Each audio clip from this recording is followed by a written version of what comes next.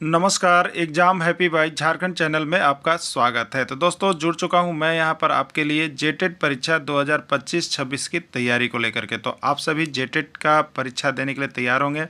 जेटेट परीक्षा बहुत जल्द होने वाली है, तो आप सभी यहां पे क्लासेज के लिए अवश्य जुड़ेंगे। आपको बताते चले, जेटेट में तैयारी को लेकर के बहुत तरह से आपके मन में कौतूहल बना हुआ होगा कि किससे तैयारी करें, कहाँ से तैयारी करें। तो आपको बताते चले, जेटेट परीक्षा में यदि आपको परचम लहराना है तो आप झारखंड राज्य के अनुमोदित पाठ्यक्रम JCERT किताब को पढ़ना कभी भी नहीं भूलेंगे। बाहर का प्रैक्टिस सेट लेकर के यदि आप पढ़ रहे हैं तो वो आपके साथ धोखा हो रहा है, ठीक है। तो आप JCERT जैक का किताब ले लीजिए, जो कि आपको झारखंड राज्य के सरकारी विद्यालयों में मिलते हैं। अगर आपको नहीं मिल पाता है तो हम देखिए यहाँ पे झारखंड राज्य के सरकारी विद्यालय से आपको हूबहू हैंड रिटेन नोट्स डेली बना करके, जो आपका न्यू सिलेबस आया है उसके आधार पर यहाँ पर सभी सब्जेक्ट का, चाहे आप 1 से 5 के शिक्षक हो, चाहे 6 से 8 का शिक्षक हो, सभी की तैयारी करवाते हैं। आप घर बैठे यहाँ पर क्षेत्रीय भाषा छोड़ करके सभी सब्जेक्ट का केवल 500 रुपये में तैयारी कर सकते, जिसके लिए देखिए यहाँ पर आपको मोबाइल नंबर दिया गया है 9631054226 पर आप संपर्क करके यहाँ से सभी कोर्सेज परचेज भी कर सकते हैं, तैयारी भी कर सकते हैं। बहुत सारे कोर्सेज बन गए हैं, तो आप अवश्य संपर्क कर लेंगे, घर बैठे ही तैयारी यहाँ से हो जाएगी। चलिए देखते हैं आगे। तो उसके लिए आपको ज्योग्राफी का, सामाजिक विज्ञान का प्रैक्टिस सेट 5 लेकर के आए हुए हैं, ठीक है। इसके पहले अभी तक सामाजिक विज्ञान का 4 प्रैक्टिस सेट हो चुके हैं, आप उसको देख लीजिएगा। इस प्रैक्टिस सेट में आपको JCERT किताब का केवल प्रश्न बना हुआ है और साथ में ट्रिक भी माध्यम से आपको सामाजिक विज्ञान बहुत हद तक क्लियर करने का प्रयास किया गया है, जिससे आपको यहाँ सामाजिक विज्ञान में स्कोरिंग बढ़ सके, ठीक है। तो कन्फ्यूजन को एकदम दूर किया गया है और JCERT किताब को लाया गया है, इसलिए आप सभी इस प्रैक्टिस सेट को अवश्य बनाइएगा, ठीक है। और पूरे सरल शब्दों में रखा गया है, जिससे कि आपको यहाँ पर समझ में आ सके ना। सारा किताब से लिया गया है। चलिए, पहला प्रश्न है, सजीव संसाधन से प्राप्त संसाधन कहलाते हैं जैव संसाधन, अजैव संसाधन या कोई नहीं, ठीक है। देखिए, सजीव संसाधन, सजीव जिसमें जीव होता है, ठीक है। तो वैसे सभी संसाधन जिसको आप लगे कि इसमें जीव है, सजीव है, तो उस संसाधन को हम लोग, जिसमें जीव होता है, उसको जैव संसाधन के अंतर्गत रखते हैं, ठीक है। जैव संसाधन के अंतर्गत रखते हैं। अभी तक के हर परीक्षा में आपको जैव संसाधन या जैव घटक और अजैव घटक से एक प्रश्न निकल के आ जा रहा है, ठीक है। तो आप सभी के लिए महत्वपूर्ण होगा, आप देख के जाइएगा, ठीक ना, क्योंकि JCERT किताब से बाहर प्रश्न नहीं छपेगा। तो राइट आंसर इसका ए होगा, जैव संसाधन होगा। जिसमें जीव होगा वह जैव संसाधन होगा, जिसमें जीव नहीं होगा वह अजैव संसाधन होता है। क्लियर हो गया होगा। चलिए, अगला है, इसमें कौन अजैव संसाधन का उदाहरण है। अब देखिए, यही प्रश्न छपा हुआ था कि इसमें कौन अजैव संसाधन का उदाहरण है, मृदा, चट्टान, हवा या सभी। देखिए, हो सकता है कि आपको ये सब ऑप्शन न रहे, कुछ और वहाँ पर दे दे, ठीक है। लेकिन आप ये दिमाग में रखिएगा कि अजैव मतलब वैसे चीज़ों का हमको चयन करना है जिसमें जीव नहीं होता है। निर्जीव वस्तुओं को हम लोग अजैव संसाधन कहते हैं, ठीक है। तो मृदा क्या है, निर्जीव है। हवा क्या है, निर्जीव है। और चट्टान क्या है, निर्जीव है, ठीक है। ये सभी चीज़ें निर्जीव हैं। निर्जीव है मतलब अजैव संसाधन है, अजैव घटक के अंतर्गत चले जाएंगे, ठीक है। तो जैव और अजैव घटक में कोई कंफ्यूजन मत रखिएगा आप सभी कोई, इससे प्रश्न एक आपका एग्जाम में रहेगा ही रहेगा, ठीक है। तो ये अजैव संसाधन का उदाहरण होगा। राइट आंसर इसका डी यानी सभी होगा। क्लियर। चलिए, इसमें कौन जैव संसाधन है, इसमें कौन जैव संसाधन है आपको बताना है, ठीक है। पौधे, जंतु, मानव या सभी। सभी पौधे, सभी हरे पौधे, ठीक है, ये जीव होते हैं, इनको सजीव कहते हैं। सभी हरे पौधे सजीव होते हैं। सभी जंतु सजीव होते हैं। मानव सजीव की श्रेणी में होते हैं, इसलिए सजीव वाली श्रेणी जो है वो जैव संसाधन में जाएंगे। तब पौधे भी जैव संसाधन होंगे, जंतु भी जैव संसाधन होगा और मानव भी जैव संसाधन होगा। राइट आंसर इसका डी होगा, सभी होगा, ठीक है। देखिए, यहाँ पर नोट्स में नीचे मेंशन किया गया है कि जितने भी सजीव हैं सभी जैव संसाधन के अंतर्गत आते हैं। क्लियर रहिएगा, ठीक है। भूपृष्ठ की ऊपरी पतली परत को क्या कहते हैं। भूपृष्ठ की सबसे ऊपरी जो पतली परत होती है उसको क्या कहते हैं, चट्टान, खनिज, मृदा या कोई नहीं, ठीक है। देखिए ये भूपृष्ठ मतलब जिस पर हम चलते हैं, रेंगते हैं, फिरते हैं, ये भूपृष्ठ, इसकी सबसे ऊपरी परत को हम लोग क्या कहते हैं? चट्टान। खनिज तो ये पृष्ठ के सबसे नीचे गहराई में होता है। मृदा तो हम लोग ऊपर वाले को कहते हैं ये मिट्टी। क्या कहते हैं? मिट्टी। तो भूपृष्ठ की सबसे ऊपरी पतली परत को मृदा के नाम से जाना जाता है, इसको मृदा कहते हैं। क्लियर? मायका युक्त मिट्टी और झारखंड के किस जिले में पाई जाती है? बहुत ही इम्पोर्टेंट प्रश्न, ये आपका जेटेट में दोनों बार आया है। ठीक है, कहाँ पर मायका युक्त मिट्टी पाई जाती है या कहाँ की मिट्टी जो होती चमकती रहती है, ये भी पूछता है कि कहाँ की मिट्टी में चमकती हुई रहती है और कहाँ के मिट्टी में अब्रक पाया जाता है। ठीक है, सब वही है, मायका को ही अब्रक, ठीक है, अब्रक हम लोग कहते हैं इसी को। और ये चमकती हुई मिट्टी कहाँ पाई जाती है? चमकती हुई रहती है, तो अब्रक हमेशा चमकता हुआ रहेगा जहाँ की मिट्टी देखिएगा। तो इस तरह का प्रश्न देखिए घुमा फिरा कर पूछेगा। तो झारखंड का एकमात्र इकलौता जिला जो कोडरमा है, जहाँ पर माइका का बहुत अधिक उत्पादन होता है, अब्रक का, तो ये कोडरमा जिला जो है वहाँ की मिट्टी चमकती हुई रहती है, वहाँ की मिट्टी माइका युक्त होती है, वहाँ की मिट्टी में अब्रक होता है। क्लियर? तो ये कोडरमा का नाम याद रखिएगा, कोडरमा बहुत ही अच्छा जगह है। ठीक है, जहाँ झुमरी तिलैया है ना। राजमहल क्षेत्र में किस प्रकार की मिट्टी पाई जाती है? राजमहल क्षेत्र में किस प्रकार की मिट्टी पाई जाती है? पीली, लाल, काली या कोई नहीं। ठीक, राजमहल ट्रैप में किस प्रकार की मिट्टी पाई जाती है? मिट्टी से भी एक प्रश्न आपका हर एग्जाम में रहता है। ठीक है, देखिए हम आपको बता देते हैं, चाहे आप history session, geography session, political session का अलग अलग यदि पीडीएफ केवल लेना चाहते हैं, जो आपका जेसीईआरटी न्यूज़ सिलेबस में आपको टॉपिक बनाया गया है, तो आप 150 रुपये में यहाँ से अलग अलग परचेज करके भी पढ़ सकते हैं। ठीक है, और यदि पूरी तैयारी करना है तो 500 रुपये में आप यहाँ से जुड़ करके तैयारी कर सकते हैं। सामाजिक विज्ञान या भाषा शिक्षक की तैयारी कर रहे हैं तो आप सभी के लिए यह ऑफर होगा। ठीक है, तो आप सभी यहाँ से जेसीईआरटी किताब लेकर के पढ़ना कभी भी मत भूलिएगा, क्योंकि इससे बाहर लिख नहीं जा रहा है। आपको हैंड रिटेन नोट्स है और हूबहू आपको हम किताब से हर चैप्टर बाई चैप्टर बना के आपको दे रहे हैं। ठीक है, तो आप लेकर के जरूर पढ़ के एग्जाम में जाइएगा।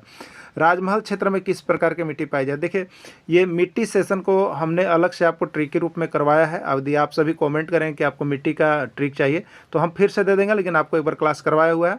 तो उसके लिए देखिए यहाँ पर लिखा हुआ है राजा साहेब, क्या लिखा हुआ है? राजा साहब जानते हैं पलामू। ठीक है, राजा साहब जानते हैं पलामू। अब यहाँ से लिखिएगा का जल बा लाल। ठीक है, तो राजा मतलब राजमहल ट्रैप और का मतलब काली मिट्टी, तो राजमहल ट्रैप में काली मिट्टी पाई जाती है। ठीक है, साहब मतलब साहेबगंज और जल मतलब जलोढ़ मिट्टी, यानी साहेबगंज में जलोढ़ मिट्टी पाई जाती है। ठीक है, जानत बा ना, जानत जा से है देखिए जामताड़ा, और यहाँ पर जो है बलुई मिट्टी पाई जाता है। ठीक, लाल पलामू, पलामू में लाल पीली मिट्टी पाई जाती है। ठीक है, तो ये मिट्टी का कहाँ किस एरिया में पाया जाता है, नाम याद रखने का ट्रिक है, इससे भी आप याद कर सकते हैं। यहाँ से एक प्रश्न मिट्टी से आपका रहता है और मिट्टी का जो ट्रिक बनाया हुआ है आप सभी देख लीजिएगा। ठीक है, चलिए ठीक है, राइट आंसर इसका सी है, राजमहल ट्रैप में काली मिट्टी पाई जाती है। वे सभी पदार्थ जो खनन द्वारा प्राप्त होते हैं कहलाते हैं खनिज, खान, अधातु या कोई नहीं। ठीक है, जो खनन द्वारा अंदर से खान कर निकाला जाता है उससे क्या निकलते हैं? अंदर पृथ्वी के गर्भ से जो निकलता है उसको हम लोग कहते हैं खनिज। उसको हम लोग क्या कहते हैं? खनिज, जो पृथ्वी गर्भ से खान के निकाला जाता है। तो राइट आंसर इसका ए होगा, खनिज हो जाएगा। क्लियर? वे खनिज पदार्थ जिनसे धातु का निष्कर्षण किया जाता है कहलाता है, वे खनिज पदार्थ जिनसे धातु का निष्कर्षण किया जाता है वो कहलाता है खनिज, अयस्क, गैंग। देखिए तीनों के बारे में आप थोड़ा समझ लीजिएगा। ठीक है, तीनों के बारे में देखिए, जो पृथ्वी के गर्भ से निकला वो खनिज है, ये खनिज है। और इस खनिज से क्या किया जाता है? अयस्क ना, अयस्क होता है जिनसे धातु का निष्कर्षण किया जाता है। जैसे अगर लोहा कहें, ठीक है, तो लोहा के लिए क्या है? खनिज अंदर से निकला हेमाटाइट। ठीक है, हेमाटाइट क्या है? ये लोहा का अयस्क है जिससे लोहा का निष्कर्षण हुआ। जब हेमाटाइट फैक्ट्री में जाएगा तो उससे निष्कर्षण होगा। ठीक है, तो जिससे धातु का निष्कर्षण होता है, जिससे धातु निकलता है, वह पदार्थ कहाँ निकलता है? धरती के अंदर से निकलता है। और उसी खनिज को हम लोग यहाँ क्या कहते हैं? अयस्क कहते हैं। ठीक है, तो जिनसे धातु का निष्कर्षण होता है वो अयस्क होता है। जैसे आप देखिएगा तो बॉक्साइट है। बॉक्साइट क्या चीज़ है बताइए? बॉक्साइट क्या चीज़ है? ये एक अयस्क है। और इससे किसका निष्कर्षण होता है? एल्युमिनियम का निष्कर्षण होता है। ठीक है, हेमाटाइट क्या है, एक अयस्क है। ऐसे किसका निष्कर्षण होता है, लोहे का होता है, ठीक है। तो ये सभी अयस्क कहलाते हैं जिनसे धातु का निष्कर्षण होता है ना। अगला है, जिस धात्विक खनिज में लौह अंश की प्रधानता होती है उसे कहते हैं, जिस धात्विक खनिज में लौह अंश की प्रधानता होती है उसे क्या कहते हैं, ठीक है। हम जो खनिज निकाले उसमें धातु का खनिज निकला, और धातु का खनिज निकला तो उसमें अधिकता किसका होगा, लोहा का होगा। तो उसको क्या कहेंगे, तो उसको कहेंगे, देखिए लोहा का प्रधानता है तो लौह, और धातु इसलिए धात्विक खनिज, यानी लौह धात्विक खनिज के नाम से जाना जाएगा, ठीक है। जिसमें लोहा की प्रधानता है उसमें लौह धात्विक खनिज कहलाएगा, याद रखिएगा, ठीक है। चलिए अगला देखिएगा, प्राथमिक क्रिया में किसको शामिल किया जाता है, प्राथमिक क्रिया में किसको शामिल किया जाता है, ठीक है। देखिए यहाँ पर तीनों क्रिया को याद रखिएगा, यहाँ से एक प्रश्न आपका निकल के आ जाएगा, प्राथमिक क्रिया, ठीक है, द्वितीयक क्रिया और तृतीयक क्रिया, ठीक है। प्राथमिक क्रिया जो हमें प्रकृति से प्राप्त होते हैं, ठीक। द्वितीयक क्रिया, प्राथमिक क्रिया से जो अन्य सामान हम बनाते हैं उसको द्वितीयक क्रिया कहते हैं। और तृतीयक क्रिया, वह तृतीयक क्रिया वह साधन है जिससे हम द्वितीयक क्रिया को बाजार में ले जा करके इसको बेचते हैं, तो उसके लिए साधन, इसको प्राथमिक द्वितीयक क्रिया को बाजार में ले जाने तक, पहुंचाने तक, प्रचार करने के लिए जो जो सामग्री अपनाई जाती है वो तृतीयक क्रिया है, ठीक है।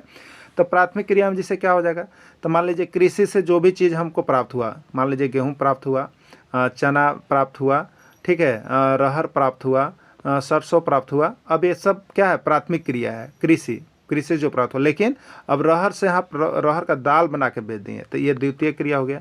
यहाँ पर आपको गेहूं प्राथमिक क्रिया, लेकिन गेहूं से अभी आटा बना दिए तो आटा जो है द्वितीय क्रिया है, ठीक है। चना है, चना का सत्तू बना के बेचे तो ये द्वितीय क्रिया है, चना का सत्तू, बात समझ गए।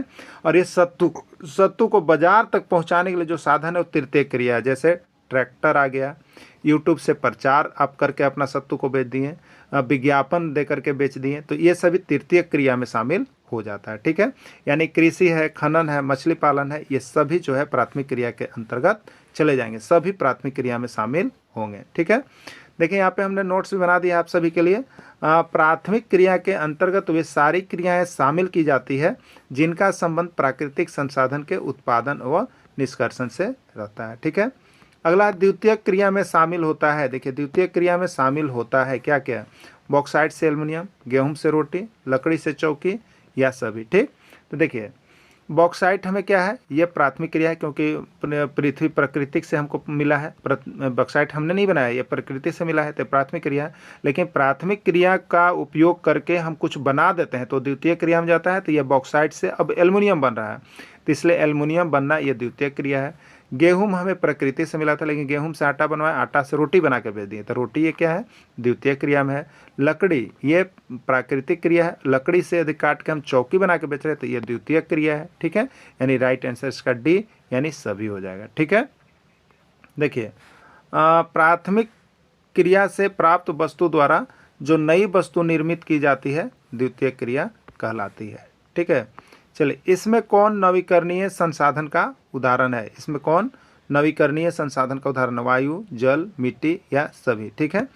नवीकरणीय संसाधन वैसे संसाधन होते हैं जिसका तुरंत निर्माण किया जा सकता है, बहुत कम समय में ही इसको फिर से उत्पन्न किया जा सकता है, बनाया जा सकता है, तो ये आपका नवीकरणीय संसाधन के अंतर्गत आते हैं।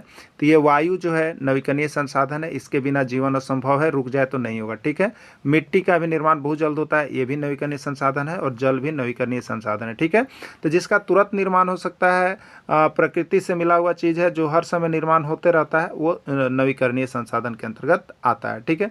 यदि जल की आप बात करेंगे, ठीक है, तो जल क्या होता है, तो गर्मी के दिनों में वाष्प बन के ऊपर चला जाता है और बरसात के दिनों में फिर आ जाता है, तो इसका चक्रण, पुनः चक्रण हो जाता है, बहुत जल्द चक्रण हो जाता है साल भर के अंदर, तो इसलिए नवीकरणीय संसाधन है, ठीक है। तो राइट आंसर इसका डी सभी होगा, ठीक है। देखिए यहाँ पे नोट्स में लिखा हुआ है, वैसे संसाधन जिसको दोबारा बहुत जल्दी निर्माण किया जा सकता है सभी नवीकरणीय संसाधन कहलाते हैं, क्लियर। इसमें कौन अनवीकरणीय संसाधन है, कोयला, पेट्रोलियम, प्राकृतिक गैस, सभी, ठीक है। देखिए कोयला एक बार यदि जिस खान से समाप्त हो गया तो उसको बनने में लाखों करोड़ों वर्ष लग जाते हैं, ठीक है। तो जिसका निर्माण होने में बहुत ज़्यादा समय लगता है, उसका तुरंत भर में नवीकरण नहीं किया जा सकता है, उसको अनवीकरणीय संसाधन कहते हैं, अनवीकरणीय संसाधन कहते हैं, ठीक है। इसलिए कोयला अनवीकरणीय है, पेट्रोलियम अनवीकरणीय, प्राकृतिक गैस अनवीकरणीय संसाधन है। राइट आंसर डी सभी होगा, ठीक है। चलिए वैसे संसाधन जिसकी एक बार समाप्ति हो जाने के बाद दोबारा निर्माण होने में 100 से ज़्यादा वर्षों तक का समय लग जाता है, अनवीकरणीय संसाधन कहलाता है। तो आप लोग नवीकरणीय अनवीकरणीय भी समझ लें। क्लियर। अगला है दलहन पौधों की जड़ों में कौन सा बैक्टीरिया पाया जाता है। जो दलहनी पौधे होते हैं, दलहनी पौधे हो गए ऐसे, खास करके यहाँ पर आप ले सकते हैं चना ले सकते हैं, दाल वाले पौधे अरहर ले सकते हैं, ये सब दलहनी पौधे में जो आ गए दाल वाले पौधे, उसमें क्या पाया जाता है, सूक्ष्मजीव जो पाया जाता है बैक्टीरिया, उसका नाम क्या है। हरा फल, लेग्यूम, राइजोबियम, कोई नहीं, ठीक है। तो उसमें बैक्टीरिया जो पाया जाता है वो राइजोबियम नामक बैक्टीरिया पाया जाता है। ये राइजोबियम क्या करता है, तो मिट्टी को पोला करता है, उसमें नाइट्रोजन गैस छोड़ देता है, जिससे मिट्टी क्या होती है, उपजाऊ बनती है, ठीक है। तो राइट आंसर सी होगा। जल कैसा संसाधन है, बहुत बार पूछा हुआ है कि जल कैसा संसाधन है, आपको बताना है, ठीक है। तो जल का निर्माण होने में कितना लगता है, तो बहुत ही कम समय में जल का दोबारा चक्रण हो जाता है, ठीक है। जैसे अभी नदी में पानी है, अभी मान लीजिए, लेकिन ये गर्मी के दिनों में क्या होगा, पानी वाष्पीकरण के माध्यम से सूख जाएगा, ठीक है। तो ये पानी तो यहाँ समाप्त हुआ, लेकिन ये पानी क्या होगा, वर्षा का दिन जैसे ही आएगा तो ये वाष्पीकरण जितना हुआ बादल बन के फिर पानी गिर जाएगा, अब फिर नदी में देखिएगा दोबारा पानी आ गया। तो ये क्या हो गया, बहुत जल्दी जिसका निर्माण हो गया दोबारा, तो वो नवीकरणीय संसाधन है। तो राइट आंसर ए होगा, नवीकरणीय संसाधन में चला जाएगा। पृथ्वी के भूपृष्ठ का कितना भाग जल से घिरा हुआ है। पृथ्वी के भूपृष्ठ का कितना भाग जल से घिरा हुआ है। 1/3 भाग, 2/3 भाग, 3/4 भाग या सभी, ठीक है। तो पृथ्वी के भूपृष्ठ का लगभग कितना भाग घिरा हुआ है। तो देखिए यहाँ पे देखिए 2-3 किताब में आपको अलग अलग कुछ दिया हुआ है, किसी में 2/3 दिया है, किसी में 3/4 दिया है, ठीक है। ये तो डाउटफुल है, लेकिन ज़्यादा जो अच्छा यहाँ पे जो माना गया है वो आपका 3/4 भाग माना गया है, ठीक ना। तो देखिए होता क्या है कि जब भी आपको जैसे आया ना प्रश्न आया तो आपको क्लेम का भी अवसर दिया जाता है। तो 2/3 भाग भी आपको कोई किताब में मिला है, आपको हम दिए हैं, और 3/4 भी है, जैसे आरटी किताब में ही दोनों में है, ठीक है। लेकिन यहाँ पे 3/4 है, और एक पर्यावरण किताब है जलमंडल, वहाँ पर देखिएगा 2/3 है। बात समझ गए। तो उसके लिए आपको दिक्कत नहीं लेना है, आपको दोनों में रहेगा, आप किसी का ऑप्शन दे सकते हैं। अगर इस तरह का 2/3 3/4 दोनों ऑप्शन आ गया तो 1 नंबर सभी को मिलेगा, ठीक है, क्योंकि सभी जगह आप उसको क्लेम कर सकते हैं, किताब को दिखा सकते हैं। इसीलिए देखिए जेसीईआरटी पढ़ने से यही है कि आप जब क्लेम करेंगे तो आपको उसका प्रमाण देना पड़ता है, तो आप उस किताब से दे सकते हैं, ठीक ना। इसमें कौन धात्विक खनिज का उदाहरण है, सोना, चांदी, लोहा या सभी, ठीक है। तो वैसे खनिज जो धातु के हैं तो उसको धात्विक खनिज कहेंगे। तो सोना धातु है, चांदी धातु है, लोहा धातु है, तो ये सभी धातु खनिज हैं। खनिज होते हुए भी क्या है, धातु है। तो खनिज होते हुए धातु, इसलिए इसको धात्विक खनिज के अंतर्गत हम लोग लेके जाते हैं, ठीक है। इसमें कौन अधात्विक खनिज का उदाहरण है, आपको बताना है कि इसमें कौन अधात्विक खनिज का उदाहरण है। चूना पत्थर, अबरक, जिप्सम या सभी, ठीक है। तो अधात्विक खनिज कौन होते हैं, तो जो अधातु के बने होते हैं, जो धातु नहीं होते हैं। जैसे खनिज तो पृथ्वी के अंदर से ही निकलते हैं, पृथ्वी के अंदर से निकला इसलिए खनिज है। अब पृथ्वी के अंदर से धातु वाला खनिज भी निकल रहा है और अधातु वाला भी निकल रहा है, ठीक है। तो धातु वाला जब निकल रहा है तो उसको आप धात्विक खनिज कहिएगा, और अधातु वाला जब निकल रहा है तो अधात्विक खनिज कहिएगा, ठीक है। ये एग्जाम में प्रश्न पूछा हुआ है, ठीक है। तो अधात्विक खनिज में चूना पत्थर भी होगा, अबरक भी होगा, जिप्सम भी होगा, क्योंकि ये सभी अधातु हैं, ठीक है। क्लियर। राइट आंसर इसका डी हो जाएगा। विश्व का सबसे बड़ा कोयला उत्पादक देश है, चीन, भारत, ईरान या इराक। तो विश्व का सबसे बड़ा कोयला उत्पादक देश जो है आपको चीन को माना जाता है, चीन है। विश्व का तीसरा सबसे बड़ा कोयला उत्पादक देश कौन है, चीन, भारत, ब्राज़ील या ईरान, ठीक है। तो विश्व का तीसरा सबसे बड़ा कोयला उत्पादक देश आपका खुद का देश भारत देश है। तृतीय क्रिया में शामिल किया जाता है, तृतीय क्रिया में शामिल किया जाता है यातायात, संचार, विज्ञापन सभी। तो अभी देखिए हमने बताया प्राथमिक क्रिया, द्वितीय क्रिया, तृतीय क्रिया क्या होता है, तो जो द्वितीय क्रिया को आगे बढ़ाने में, बाजार में ले जाने में कैसे पहुंचेगा, उसमें जो सहायता करता है वो तृतीय क्रिया होता है। तो उसमें सहायता करता है संचार का साधन। देखिए आपको जैसे यहाँ पे अगर गेहूं बेचना है तो आप प्रचार में दिखाइएगा, आशीर्वाद का आटा टीवी पर दिखाता है, मोबाइल पर दिखाता है, तो आप क्या करते हैं, ये उसका विज्ञापन कर रहे हैं, प्रचार कर रहे हैं, ठीक है, संचार फैला रहे हैं, या किसी आटा के बारे में महत्व बता रहे हैं, तो उससे क्या हो रहा है, आपका बिक्री होता है। यातायात, मान लीजिए कि आपके घर में यहाँ पर देहात में आटा आपने पिसवाया, अब उसको बाजार तक ले जाने के लिए आपको यहाँ पर ट्रक से, तो आप यहाँ का माल बेच देते हैं दूसरे जिला में, दूसरा जिला का राज्य में, इस तरह करके बेचते हैं, यातायात। और एक होता है विज्ञापन, विज्ञापन के माध्यम से आप किसी चीज़ का प्रचार कर रहे होते हैं, जिससे कि आपका द्वितीय क्रिया का क्षेत्र मजबूत होता है और उसका बिक्री होता है। तो द्वितीय क्रिया में जो सहयोग करते हैं काम को आगे बढ़ाने, उसको तृतीय क्रिया कहते हैं। और तृतीय क्रिया में यातायात भी आएगा, संचार भी आएगा, विज्ञापन भी आएगा, यानी राइट आंसर इसका डी हो जाएगा, सभी आंसर होगा। ठीक है, चलिए अगला देखिएगा। यहाँ पे नोट्स बना दिया गया है। तृतीय क्रिया में वैसे क्रिया को शामिल किया जाता है जो प्राथमिक और द्वितीय क्रिया क्षेत्र को आगे बढ़ाने में सहयोग प्रदान करते हैं, जैसे दुकानदार, बाजार, कर्मचारी, ब्यूटी पार्लर, ड्राइवर, डॉक्टर, ये सभी जो है तृतीय क्रिया में जुड़े हुए हैं।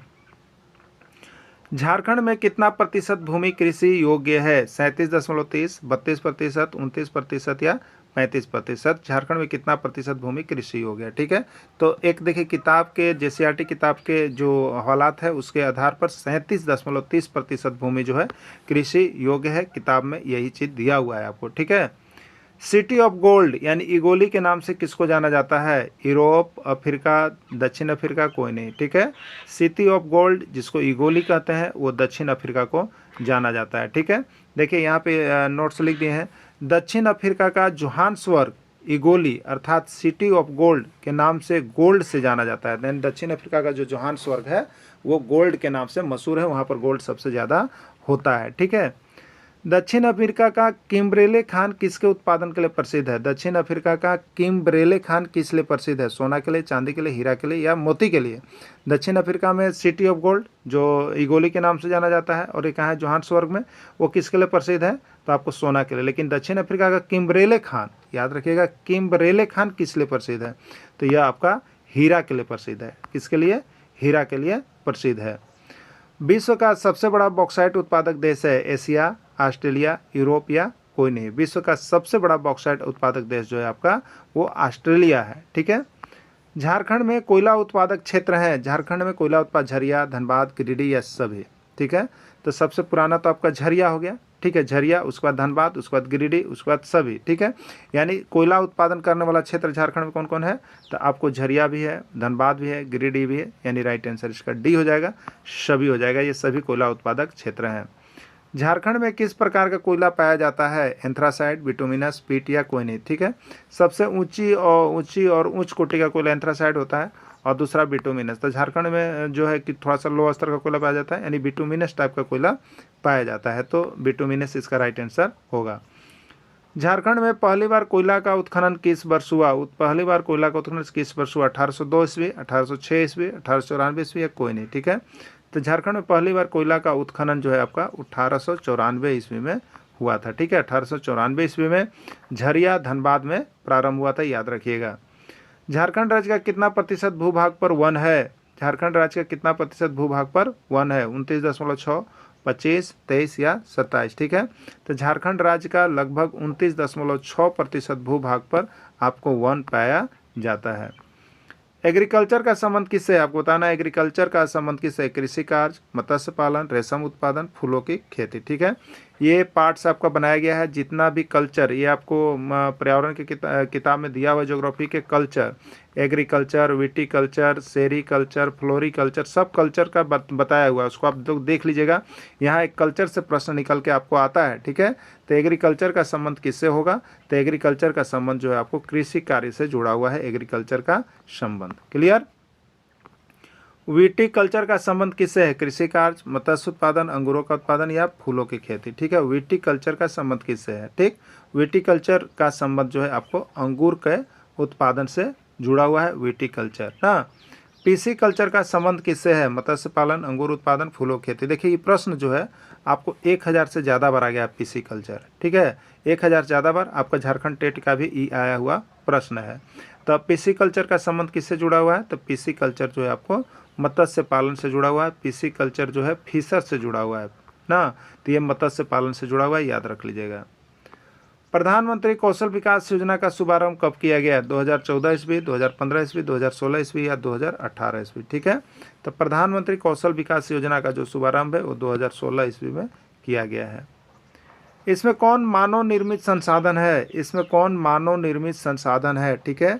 सबसे पहले हम जानेंगे कि मानव निर्मित संसाधन होते क्या हैं, ठीक है।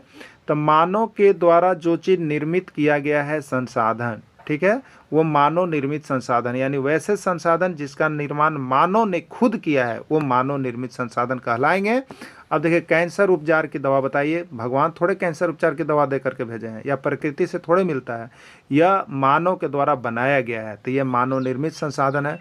रेलगाड़ी का निर्माण बताइए कौन कर रहा है? लेबर लोग कर रहे हैं, हमारे श्रमिक लोग कर रहे हैं, तो ये आदमी के द्वारा किया जा रहा है, तो ये मानव निर्मित संसाधन है। सड़क का निर्माण, सड़क निर्माण में देखिए कितने इंजीनियर, कितने हेल्पर, कितने श्रमिक सब लगे हुए हैं, यानी मानव बना रहा है, इसलिए मानव निर्मित संसाधन है।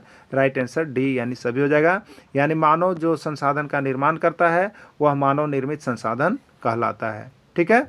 चलिए नेक्स्ट देखिएगा, इसमें कौन प्राकृतिक संसाधन है? इसमें कौन प्राकृतिक संसाधन है आपको बताना है, ठीक है। तो सबसे पहले हम जानेंगे प्राकृतिक संसाधन होता क्या है। तो जो हमें प्रकृति ने दी है उस पर मानव का कोई अधिकार नहीं है, मानव उसमें कोई हस्तक्षेप नहीं कर सकता है, मानव ने उसको नहीं बनाया है, तो जो प्रकृति हमें खुद हमारे लिए दी है वो प्राकृतिक संसाधन है, ठीक है। तो इसमें कौन प्राकृतिक संसाधन है आपसे पूछा है? नदी, सड़क, मानव या कोई नहीं, ठीक है। तो प्रकृति द्वारा प्रदत्त संसाधन जो है वो मानव संसाधन है, और इसमें राइट आंसर आपका जो हो जाएगा वो नदी हो जाएगा, ठीक है। क्या हो जाएगा? नदी। मानव इसलिए नहीं होगा कि मानव एक खुद संसाधन है। महासागर का जल किस प्रकार का जल है? लवणीय जल, खारा जल, नमकीन जल, सभी। महासागर का जल लवणीय, खारा भी, नमकीन भी, यानी राइट आंसर डी सभी, इसलिए यह पीने लायक नहीं होता है। पृथ्वी पर कितना प्रतिशत भाग महासागरीय या लवणीय जल है? 57, 97, 88 या 82। तो 97% भाग जो है हमको समुद्र या महासागरों का जल मिलता है, सिर्फ 3% भाग जो है यहाँ पर पीने लायक है, पीने योग्य जल आपको मिलता है, ठीक है। पृथ्वी कितना प्रतिशत भाग अलवणीय या मीठा जल या पीने योग्य जल है? ये प्रश्न देखिए आपका जेटेट का पूछा गया प्रश्न है और आपको किताब में था, ठीक है। तो 4%, 2%, 5%, 2.7%, ठीक। 4% नहीं है, 2% भी नहीं है, 5 भी नहीं है, यानी 3% है। तो 3% 2.5 से लेके 2.9 या 3 तक का कोई भी ऑप्शन मिलता है, तो आप उसको इसमें लवणीय जल या अलवणीय जल या मीठा जल या पीने योग्य जल को मार सकते हैं। तो इसमें 2.7 मिल रहा है, इसलिए 2.7 इसका राइट आंसर होगा, ठीक है। इस तरह से आपको देखिए सामाजिक विज्ञान का, चाहे हिस्ट्री, ज्योग्राफी, पॉलिटिकल जो भी हो, आप उसको बहुत अच्छे तरह से JCERT किताब का नोट्स यहाँ पर ले करके पढ़ सकते हैं और बहुत ही अच्छी तैयारी कर सकते हैं, जिससे आपको सामाजिक विज्ञान 100% आपका निकल जाएगा, ठीक है। तो सामाजिक विज्ञान के लिए आप सभी को अवश्य जुड़िएगा, ऐसे सभी की क्लासेस चल रही है, आप सभी जुड़ जाइएगा। या सामाजिक विज्ञान की तैयारी करें या भाषा शिक्षक, दोनों का सिलेबस सेम है, इसलिए सिर्फ नाम अलग अलग है लेकिन सिलेबस सेम है, सभी की तैयारी इसी से होगी। वीडियो के अंदर जुड़े रहें, धन्यवाद।